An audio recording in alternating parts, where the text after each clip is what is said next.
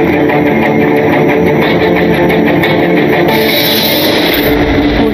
students, welcome to Chennai IAS Academy.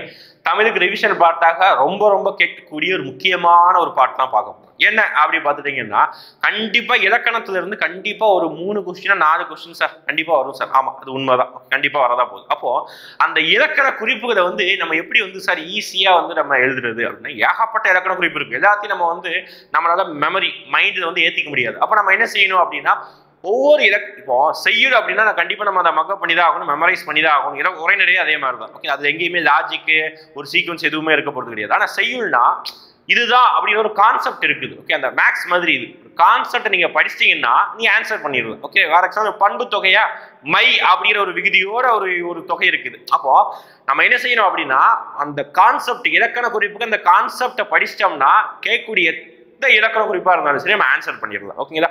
அப்ப இன்னைக்கு நம்ம வீடியோல ஒவ்வொரு இலக்கணம் பண்பு தொகை, அதுக்கப்புறம் பார்த்தீங்கன்னா ஓமை தொகை, உண்மை தொகை அப்படின்னு சொல்லிட்டு ஒவ்வொரு டாபிக்கையும் என்ன சொல்லிட்டு ஒரு 4 லைன்ல அது ஒரு டெஃபினிஷன் மாதிரி கொடுக்க போறோம்.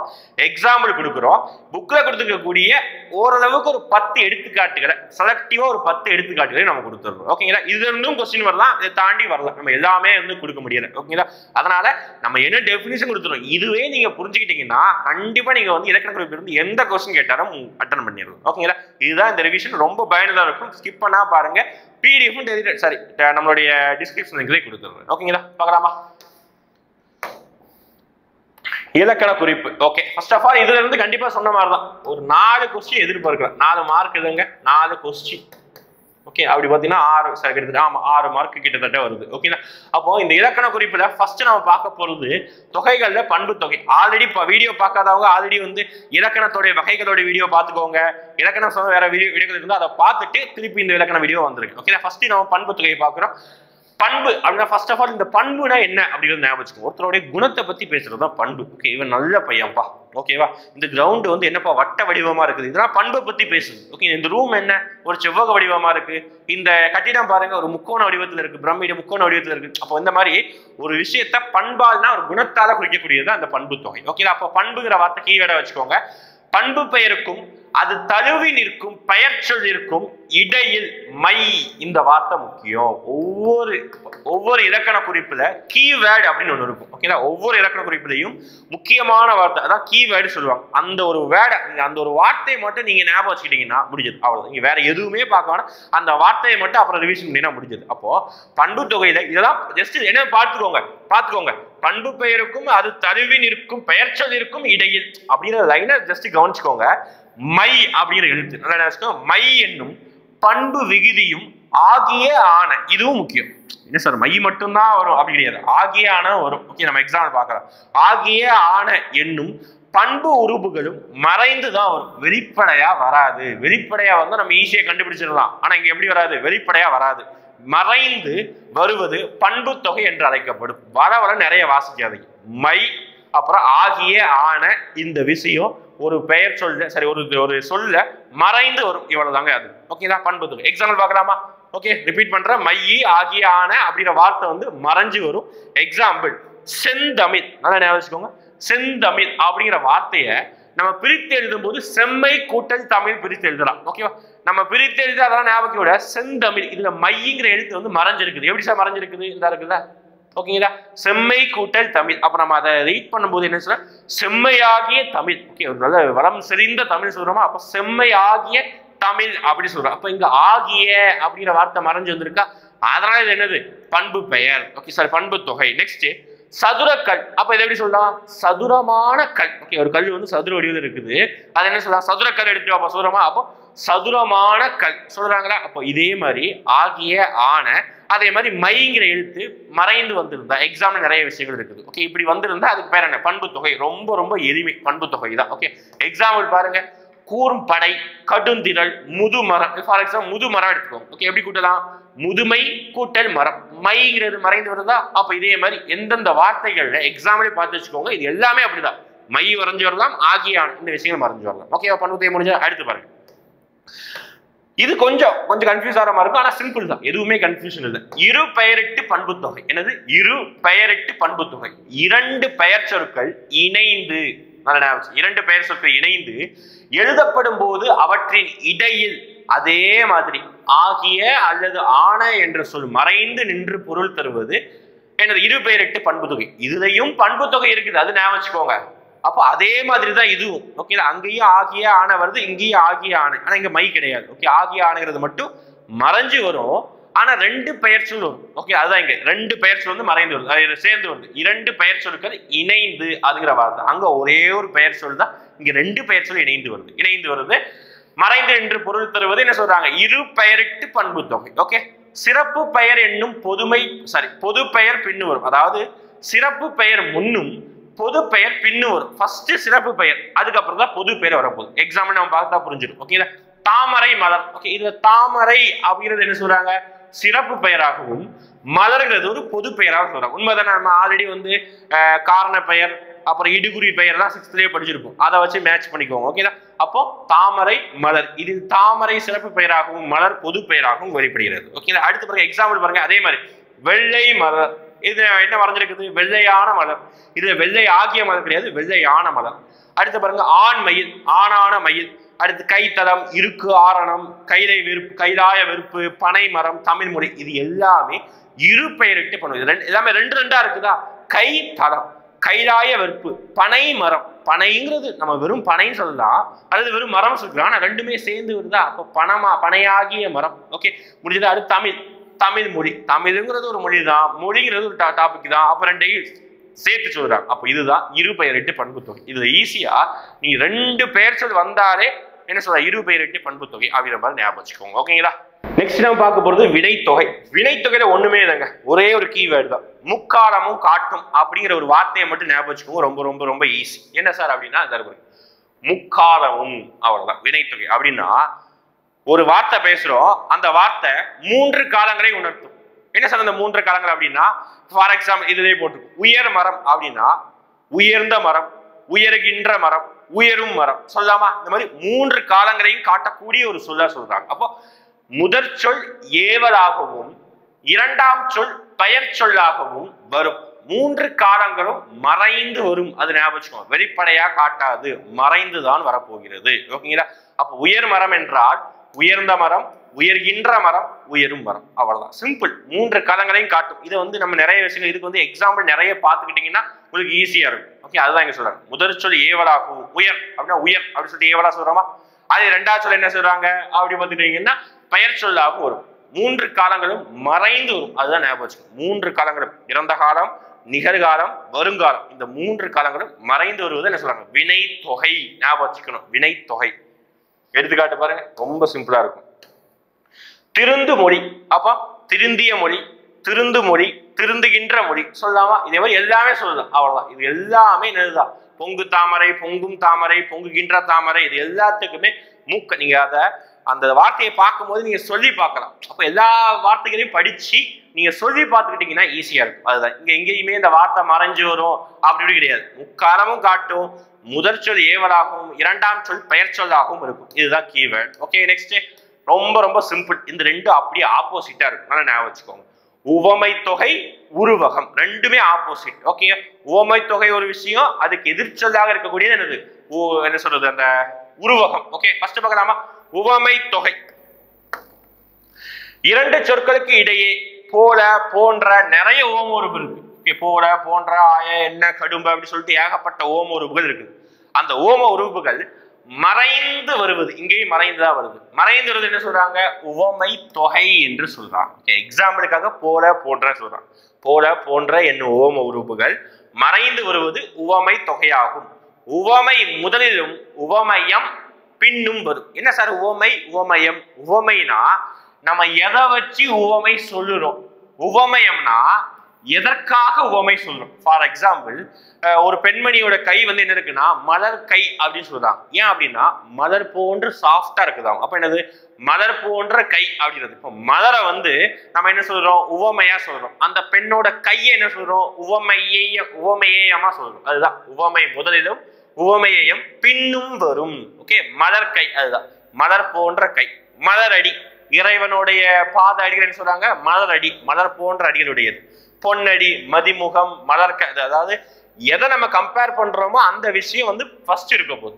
அடுத்து நம்மளோட நம்ம விஷயம் வந்து ரெண்டாவது இருக்க போகுது. அதுதான் எங்க எக்ஸாம் உவமை. ஓகே சொல்லிட்டேன். உவமை தொகை அதுக்கு அப்படியே எதிர்ச்சொல் தான் என்னது உருவகம். இப்ப என்ன பார்க்கலாமா? உருவகம் ஒன்றை ஒன்றாகவே கூறி விடுவது உருவகம். உவமயம் முதலிலும் உவமை பின்னும். அப்படியே ஆப்போசிட், அவ்வளவுதான். அங்க வந்து கம்பேர் பண்றேன், இங்க அதை அப்படியே சொல்லுறோம். ஆனா இங்க உவமயம் முதலிலும் உவமை இரண்டாவது வரப்போகுது. ஓகே பார்க்கலாமா? குளர்காடு, குளர் என்றால் கூந்தல், காடு போல வளர்ந்துருக்குது அப்படின்னு சொல்லி எதை நம்ம கம்பேர் பண்றோமோ அந்த விஷயம் முதல்ல இருக்கு. ஓகேங்களா? அடுத்து பாருங்க, இதுதான் உவமயம். கூந்தல் அதாவது குளர்ங்கிறது உவமயம், காடுங்கிறது உவமையா இருக்குது. ஓகே கூந்தல் காடு போன்று இருப்பதாக உருவகப்படுத்தியுள்ளது. ஓகே அடுத்து பாருங்க, மதிவிலக்கு, தங்கத்தீவு, அப்புறம் பசிப்பினி, வாய்க்கனி. ஓகே இதை வந்து கனி வாய் அப்படி சொல்றதை விட வாய்க்கனி அப்படி சொல்றாங்க. கலர்காடு, அடிமலர். அங்க என்ன பார்த்தோம்? இது பாருங்க ஈஸி எக்ஸாம்பிள். அங்க மலர் அடின்னு பார்த்தோம். ஓகே மலர் வந்து ஃபர்ஸ்ட், ரெண்டாவது அடி வந்தது. இங்க என்ன இருக்குது? அடிமலர். என்னுடைய பாத அடிகள் ஃபர்ஸ்டும், அடுத்து மலரை வந்து கம்பேர் பண்றாங்க. ஓகேங்களா? அதே மாதிரி கண்ணீர் வெள்ளம், பொற்கரை, இந்த மாதிரி எல்லா விஷயங்களும் இருக்கு. நெக்ஸ்ட் உண்மை தொகை. பாருங்க இந்த ரெண்டு கன்ஃபியூஸ் ஆகக்கூடாது. உவமை தொகை வேற, உவமை தொகை வேற, உண்மை தொகை வேற. ஒரே ஒரு எழுத்தான் டிஃபரன்ஸ். இது ஒரு எதிர்ச்சொல் மாதிரி இருக்கும். உண்மை தொகை வேற, அப்புறம் எண்ணுமை வேற இருக்கும். இரண்டு சொற்களுக்கும் இடையிலும் இறுதியிலும் என்னும் இடை சொல் மறைந்து வருதுதான் என்ன சொல்றாங்க? உண்மை தொகை அப்படின்னு சொல்றாங்க. அப்படிங்கிற வார்த்தை. ஃபார் எக்ஸாம்பிள், நீயும் நானும் அப்படி சொல்லிட்டு நம்ம டைரக்டா சொல்லுறோம். ஆனா என்ன சொல்றது? நீ நான் அப்படி சொல்றோம். இந்த விஷயத்த வந்து அந்த யும்ங்கிறது வந்து மறைந்து வந்திருக்கு. எக்ஸாம்பிள் பார்க்கலாமா? பாருங்க, தாய் தந்தை. நம்ம இதை எப்படி சொல்லலாம்? தாயும் தந்தையும் அப்படிதான் சொல்லணும். ஆனா என்ன சொல்றோம்? தாய் தந்தை அப்படிங்கிற விஷயம் இருக்குது. அப்ப இதுல என்ன மறைந்து இருக்குது? அப்படிங்கிற விஷயம் வந்து மறைஞ்சுதான் இருக்குது. வெளிப்படையா இல்ல. வெளிப்படையா இருந்தா அதுக்கு பேர் எண்ணுமை, வெளிப்படையா இல்லைன்னா அதுக்கு பேர் என்னது?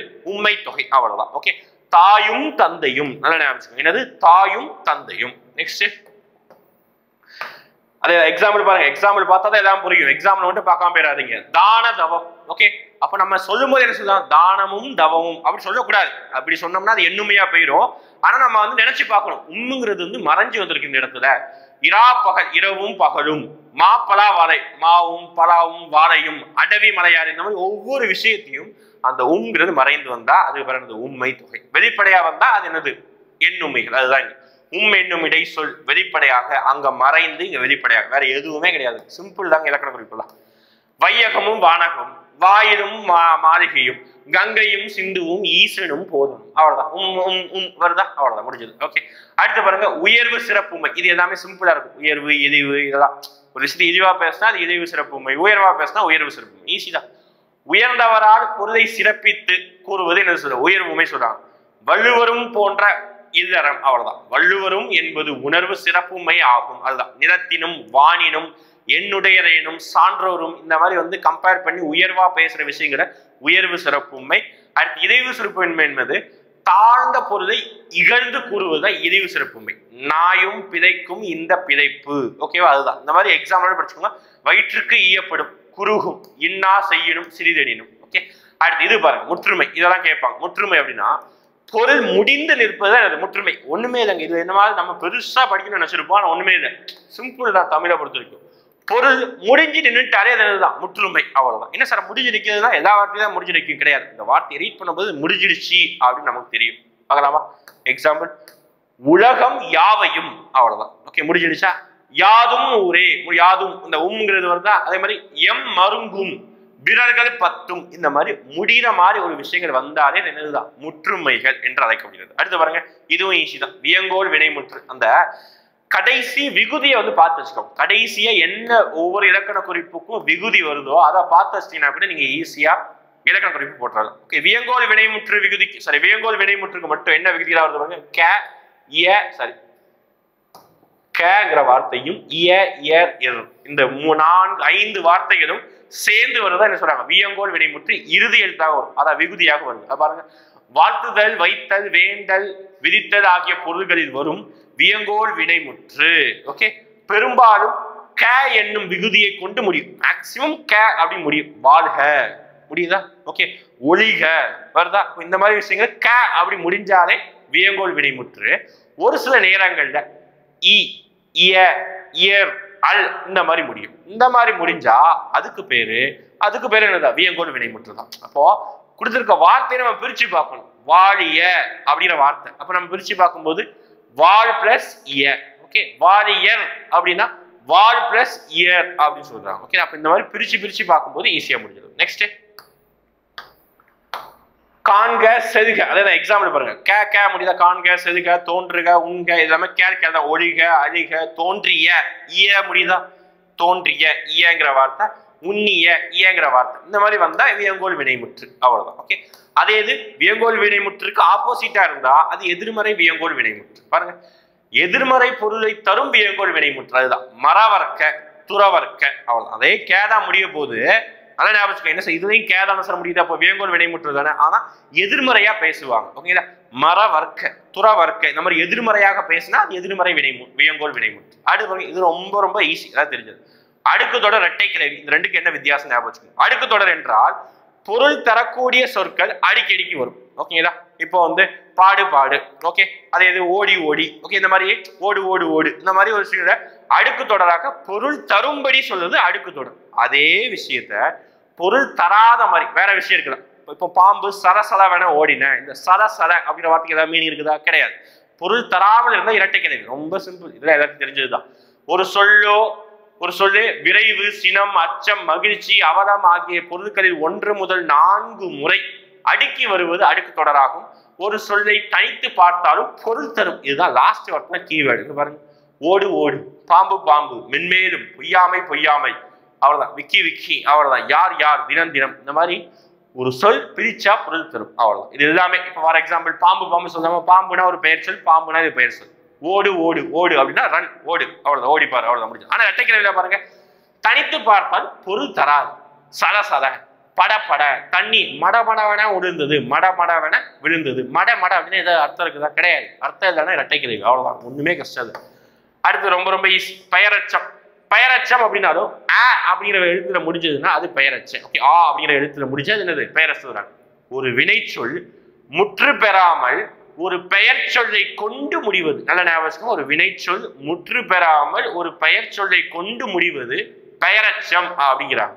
ஈன்ற தந்தை, பெற்ற பரிசு, கொழுந்த புகழ், ஓகே, விட்டவாள், முழங்கிய முரசு, இந்த மாதிரி அப்படிங்கிற எழுத்து கொண்டு முடியும் பொழுது என்ன சொல்றாங்க? பெயரச்சம் அப்படி சொல்றாங்க. ஓகே, அடுத்து ஈறுகட்ட எதிர்மறை பெயரச்சம். ரெண்டும் அப்படியே ஆப்போசிட் தாங்க. ஓகே, பெயரச்சம் ஈறுகட்ட எதிர்மறை பெயரச்சம். ஆ அப்படிங்கிற நெடிலெழுத்து விகுதியா வந்ததுன்னா அதுக்கு பேர் தான். ஓகே, பாருங்க, ஓடா குதிரை, ஆ வருதா? அப்புறம் கேளா செவி, இன்னா சொல், ஆடா மயில், பழியில்லா மன்னன், சிந்தாமணி, அவியா மதி விளக்கு, இந்த மாதிரி ஆங்கிற எழுத்து விகுதியாக இருக்கக்கூடிய ஒரு சில எழுத்துக்கள் என்ன சொல்றாங்க? ஈறுகட்ட எதிர்மறை பெயரச்சம். ஈறு அப்படின்னு கடைசி, அந்த ஈறு கெட்டு போய் அந்த விகுதி வந்து ஆ அப்படிங்கிற மாதிரி விகுதி, அதாவது பெருகி காணப்படுகிறது. அதுதான் இங்க சொல்றாங்க ஈறுகட்ட எதிர்மறை பெயரச்சம். Okay, next வினையச்சம். ரொம்ப சிம்பிள், நம்ம அந்த டைப் பண்ணல. என்னன்னா ஈ அதுக்கப்புறம் உ, இந்த 2 வார்த்தையில முடிஞ்சதுன்னா அது வினையச்சம். என்ன சார், ஈ வந்து நம்ம இன்னொரு இடத்துலயும் நம்ம படிச்சோம், வியங்கோல் வினைமுற்று விதிலையும் படிச்சோமே அப்படிங்கிறது அது வேற இது வேற. இது வந்து இன்னொரு கண்டிஷனும் வந்து இந்த ஈ ஊங்கிற விஷயங்களே முடியும். ஓகேங்களா? எச்ச வினை வினை முற்றை கொண்டு முடிவது வினையச்சம். அவ்வளவுதான். எச்ச வினை வினை முற்றை கொண்டு, நம்ம ஆல்ரெடி வினை முற்று முடிஞ்சிருக்கணும் அந்த விஷயம், ஆனா அங்க அப்படி முடிஞ்சிருக்காது. இதுதான் எங்க எக்ஸ்ட்ரா பாயிண்ட். ஓகேங்களா? இந்த கண்டிஷன். ஆனா அந்த விகுதி வந்து இ உ அப்படிங்கிற வந்து ஒரு எழுத்தால முடிகிற மாதிரி அந்த சவுண்டு வரும். அவ்வளவுதான். இ ஊங்கிறது வந்து அந்த சவுண்டு தான். பார்க்கலாமா?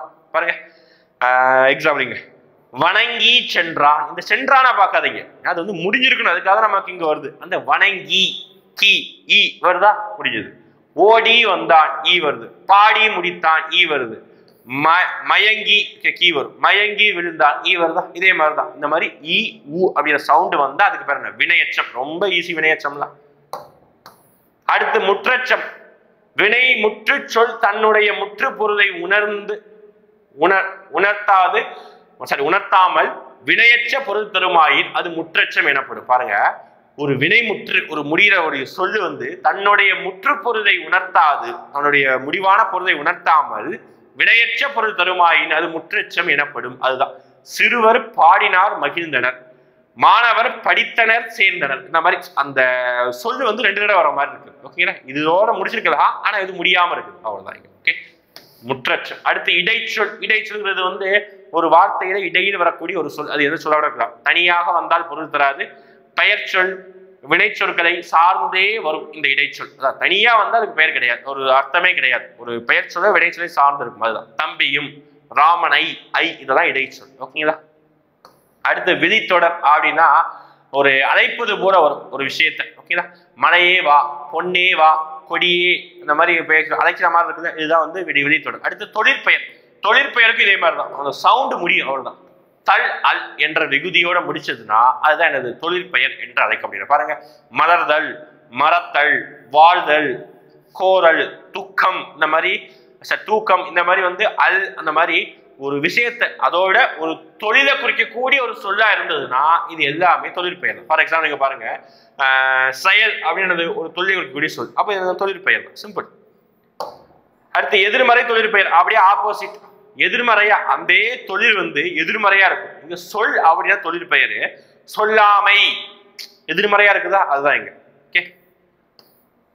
அடுத்து வினையால் அணையும் பெயர். இது வந்து அர் ஆர் அந்த மாதிரி விகுதியை வந்து கொண்டு முடியுது. அப்ப வினைமுற்று பெயரின் தன்மையை அடைந்து வேற்றுமை உருவை ஏற்றும் ஏற்காமலும் வருவது வினையால் அணையும் பெயர். அவ்வளவுதான். ஓகே, அது வந்து வினையால் அணையும் பெயர். இப்ப வந்தவர், போனவர், அகழ்வார், அர் அல்லது ஆர் அந்த மாதிரி விகுதியை கொண்டு முடியுது. ஓகேங்களா. நெக்ஸ்ட் ஒரு பொருட்பன்மொழி. ஒரு பொருட்பன்மொழி, ஒரு பொருள் தரக்கூடிய 2 சொற்கள் அருகருகே வந்தால் இது ரொம்ப ரொம்ப முக்கியம். ஓகேங்களா, கேட்பதற்கான வாய்ப்பு இருக்குது. இந்த தடவை எக்ஸாம்ல இது கேட்டாங்க. ஒரு பொருட்பன்மொழி, ஒரு பொருள் தரக்கூடிய 2 சொற்கள், அதாவது அந்த 2 சொல்லும் ஒரே பொருள் தான். ஓகேங்களா, ஆனா என்ன சொல்லுவாங்க, ரெண்டு அந்த சொல்லையும் அந்த சொல்லை 2 வெவ்வேறு சொல்களையும் ஒரே ஒரு வார்த்தையில வச்சிருப்போம். அதுதான் எக்ஸாம்பிள் பார்த்தா புரியும். பாருங்க, இரு பொருள் தொடக்கூடிய 2 சொற்கள் அருகருகே பக்கத்திலே இருக்கும். அருகருகே வந்தால் அது ஒரு பொருட்பன்மொழி என்று அழைக்கின்றாங்க. பாருங்க, ஓங்கி உயர். ஓங்கி என்றாலும் உயரம் தான், உயர் என்றாலும் உயரம் தான். ஓங்கி உயர். அடுத்து மீ மீசை. ஓகே, மீ மிசை. மீ என்றாலும் மேலே தான், மிசை என்றாலும் மேலே என்றுதான் அர்த்தம். அப்போ ஒரே அர்த்தம் கூட தரக்கூடிய சொற்கள் 2 அடுத்தடுத்து வந்ததுன்னா அதுக்கு பேர் என்ன, இந்த மாதிரி வந்து சொல்றாங்க, ஒரு பொருட்பன்மொழி சொல்றாங்க. ஓகேங்களா. சொற்பதம், உயர்ந்தோங்கு, பன்னிசை. நெக்ஸ்ட் அடுத்து முக்கியமான ஒரு அளபடைகள் 3 விஷயங்கள் இருக்கு. செய்யுளிசை அளபடை, இன்னிசை அளபடை, அடுத்து பாத்தீங்கன்னா சொல்லிசை அளபடை. இந்த மாதிரி 3 அளபடைகள் கஷ்டமே இல்லைங்க. இந்த அளபடைகளை பொறுத்த வரைக்கும் சவுண்டு தான். அந்த வார்த்தையை வாசிக்கும் போது அந்த சவுண்டோ அந்த எழுத்தோ வந்ததுன்னா அது அந்த அளபடை, அவ்வளவுதான், ஈஸி. நம்ம அந்த எழுத்துக்கு அந்த அளபடை தான் படிச்சா போதும், அவ்வளவு. பாருங்க, இங்க டெஃபினிஷன் படிச்சுக்கோங்க, யூஸ் ஆகும். ஒரு சொல்லின் முதல் இடை கடை, அதாவது ஒரு சொல்ல ஃபர்ஸ்ட் எடுத்தோன்னே அல்லது இடையில அல்லது கடைசியில, முதல் இடை கடை ஆகிய மூவிடங்களிலும் நெடில், அதுதான் முக்கியம், நெடில் வந்து அதற்கு இனமான குறில் அருகிலேயே வருவது செய்யுளிசை அளபடை. புரியுதுங்களா? நெடில் வந்து அதற்கு இனமான குறிலும் பக்கத்திலே வந்தா அதுக்கு பேர் என்ன சொல்றாங்க, செய்யுளிசை அளபடை. அதெல்லாம் விட்டுருங்க, நமக்கு இந்த எழுத்து என்ன எழுத்து வருது பாருங்க, இந்த மாதிரி வருது. ஆ, அடுத்து அ. பாருங்க, தொலா. ஓகே, லாங்கிற வார்த்தையை நான் எப்படி பிரிக்கலாம், இல் பிளஸ் ஆ, இது கூட்டல் ஆ பிரிக்கலாமா? இந்த ஆ அதற்குரிய அந்த நெடிலெழுத்துக்குரிய குறிலெழுத்து, அதற்கு இனமான குறிலெழுத்து, வேற எந்த குறிலெழுத்து இருக்கா, அதற்கு இனமான குறிலெழுத்து வந்தா அதுக்கு பேரு செய்யுள் இசை அளபடை. ஓகேங்களா? இந்த மாதிரி ஆ அப்படி வந்தா மட்டும்தான் அது இசை நிறை அளபடை அப்படி சொல்றாங்க. செய்யுள் இசை அளபடைக்கு இன்னொரு பெயர் தான் என்னது, இசை நிறை அளபடை. ஓகே, அடுத்து இன்னிசை அளபடை. இன்னிசைனா இனிமையான இசை. பாருங்க பாருங்க, எக்ஸாம்பிளே பார்க்க மாட்டோமே. செய்யுள் இசை அளபடைக்கு பாருங்க, ஆ ஆ வருதா, சரி, ஆ ஆ, அடுத்து ஓ ஓ, அடுத்து ஆ ஆ, அதே மாதிரி இங்கே சேம் ரூ ஊ, அது பக்கத்திலே ஊ, அதற்கான நெடிலெழுத்து அடுத்து குறிலெழுத்து. இது ஆ மட்டும்தான் வரணும்னு சொல்லுது, ஒரு நெடில் அப்புறம் ஒரு குறில், இந்த மாதிரி சேம் நெடில் சேம் குறில் வந்தா அதுக்கு பேரு செய்யுளிசை அளபடை அல்லது இசை நிறை அளபடை. ஓகே, நெக்ஸ்ட் இன்னிசை அளபடை. இன்னிசைனால இனிமையான இசை அப்படின்னு ஞாபகம் வச்சுக்கோங்க, ஒரு பாட்டு படிக்கிற மாதிரி இருக்குது. அப்போ ஊங்கிற வார்த்தையை ஞாபகம் வச்சுக்கோங்க. ஓகே, இனிய இசை தரம் பொருட்டு அளபெடுப்பது இன்னிசை அளபடை எனப்படும். குறில் நெடிலாகி அதன் பின் அதன் இனமான குறில் அருகிலேயே இடம்பெறுவது. ஓகே, இடம்பெறும் மூவசை சொல்லாக வரும். அதுதான் இங்க 3 அசை, அதாவது நேர் அப்புறம் நிறை, இந்த மாதிரி பிரிப்போம்ல, நேரசை நிறையசை, அந்த இதுல வந்து 3 அசைகள். அந்த வார்த்தையை பிரிச்சோம்னா 3 அசைகளாக வரும். அதுதான் பாருங்க, உண்பதும். ஓகே, ஊ இந்த வார்த்தை கண்டிப்பா வந்துருங்க, ஊக்கு ஊ இந்த மாதிரி வரும். ஓகே, அதேதான் அந்த நெடிலுக்கு குறியீடா இருக்குது. ஆனா இங்க என்ன வருது அப்படின்னா இது 3 அசைகளாக இருக்குது. அதுதான் இங்க. ஓகே, உடுப்பதும், உடு தனியா பிரிக்கிறாங்க, பதும் தனியா பிரிக்கிறாங்க, தூவும் அது தனியா பிரிக்கிறாங்க. ஓகே, 3 அசைகளாக பிரிக்குது. ஓகேங்களா, தாங்கூரும், ஓகே, வளர்கூரும், கெடுப்பதும், இந்த மாதிரி தனித்தனியா பிரிக்கிறாங்க. ஓகே, நெக்ஸ்ட் சொல்லிசை அறபடை. ஓகே, சொல்லிசை 3 இது பார்க்கிறோம், செய்யுளிசை, இன்னிசை, சொல்லிசை. சொல்லிசை அறபடை பொறுத்த வரைக்கும் பெயர்ச்சொல் வினையச்ச பொருளை தரும் பொருட்டு அளபெடுப்பதே சொல்லிசை அறபடை. ஓகே, பெயர்ச்சொல், ஒரு பெயர்ச்சொல் என்ன பொருளாக, வினையச்ச பொருளாக, வினையச்ச பொருளை தரும் பொருட்டு அளபெடுப்பது. அளபெடுப்பதுன்னா அது உருவாகி வருது, வந்தாதான் அதுக்கு என்ன சொல்றாங்க, சொல்லிசை அறபடை. ஓகே, இது பெரும்பாலும் ஈ என்னும் எழுத்து தான் முடியுது. அது ஞாபகம், இதுதான் ஷார்ட்கட்டே. ஓகே, அங்கன்னா அது எந்த எழுத்துனாலும் வரலாம். ஓகே, ஃபர்ஸ்ட் நம்ம பார்த்த செய்யுளி செய்த ஒரு நெடில் ஒரு குறியீடு வரும். அடுத்து நம்ம பார்த்த இன்னி செய்த ஊ அப்படிங்கிற வார்த்தை மட்டும் தான் வரப்போகுது. அதே மாதிரி சொல்லி செய்த ஈ அப்படிங்கிற வார்த்தை மட்டும் தான் வரப்போகுது. ஓகே, இது பெரும்பாலும் ஈ என்னும் எழுத்தை கொண்டு முடியும். நசை ஈ பாருங்க, இது எல்லாமே ஈ தான். குடி தழி ஈ, அலை ஈ, செதி ஈ, ஓரி ஈ, நம்பொழி ஈ, ஈ ஈ முடிஞ்சாலே சொல்லி செய். ஓகே, அடுத்து பாருங்க ஒற்றளபடை. அவ்வளவுதான். இது வந்து இந்த ஒற்றெழுத்துக்கள் 11 எழுத்துக்களும் அளவெடுக்கும் குறிதை. ஒரு குறிதை அடுத்து 2 குறிகள் அடுத்து வருவது அளவெடுக்கும். அவ்வளவுதான். ஓகே, ஒரு குறிதெழுத்தை அடுத்து 2 இந்த 11 எழுத்துக்கள் வந்து அந்த அளவெடுக்கும். மெய் எழுத்துக்கள் 11 எழுத்துக்கள்ல ஏதாவது 2 எழுத்து சேம் எழுத்தை வந்ததுன்னா அதுக்கு பேர் என்ன, ஒற்றளபடை அப்படி சொல்றாங்க. பாருங்க இங்க சங்கும். ஓகே, இது குறியெழுத்து, அதை தொடர்ந்து இந்த 11 எழுத்துக்கள்ல ஒரு எழுத்து வந்து ரெப்பீட் ஆகுது, 2 தடவை வருது. நெஞ்சு, அவ்வளவுதான், 2 தடவை வருது. அவ்வளவுதான். இப்படி வந்தா ஒற்றளபடை. இதெல்லாம் ஈஸி தான்.